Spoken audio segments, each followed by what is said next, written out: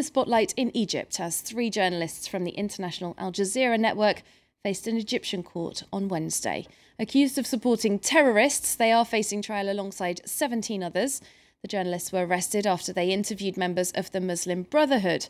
That's the group which sprang to prominence as backers of President Morsi. Now that he has been ousted, the Brotherhood has been outlawed and branded a terrorist organisation. A large majority of Egyptians back an official crackdown on militancy, but a growing number are voicing concern over crumbling freedom of expression. Our correspondent Sonia Dridi has this report. Assem Mohammed and Adel Fahmy, the brothers of jailed Al Jazeera journalists, share their concerns.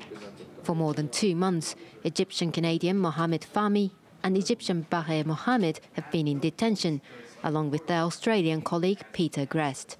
All 3 work for Al Jazeera International and are accused of manipulating footage and supporting the Muslim Brotherhood that's now been branded a terrorist organisation.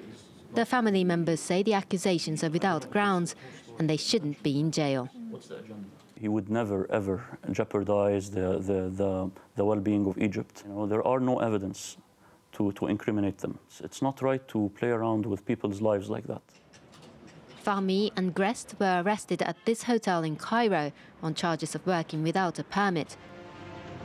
Egyptian television aired this footage, filmed just after their arrest, playing suspenseful music in the background and showing their mobile phones as if they were evidence at a crime scene.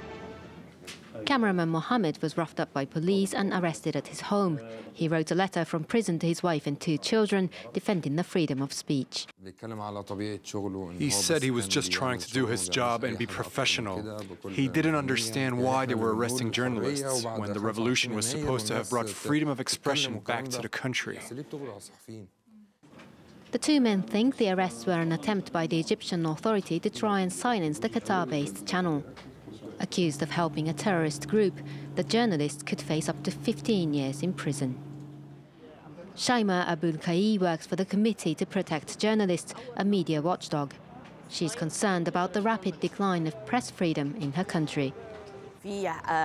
We're seeing flagrant attacks on journalists by security forces and random arrests targeting all types of journalism. The CPJ has placed Egypt as the 3rd deadliest country in the world for journalists on the job. Foreign journalists working in the country are also beginning to feel a change in the climate, like Ursula Lindsay, an American living in Egypt for 12 years.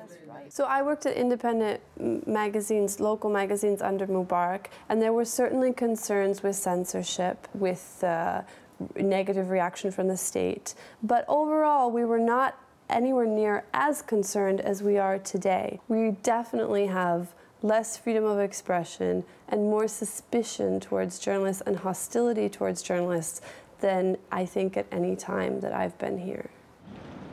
This hostile sentiment towards foreign journalists has in part been driven by state and private Egyptian media, portraying them as being supportive of Islamist groups.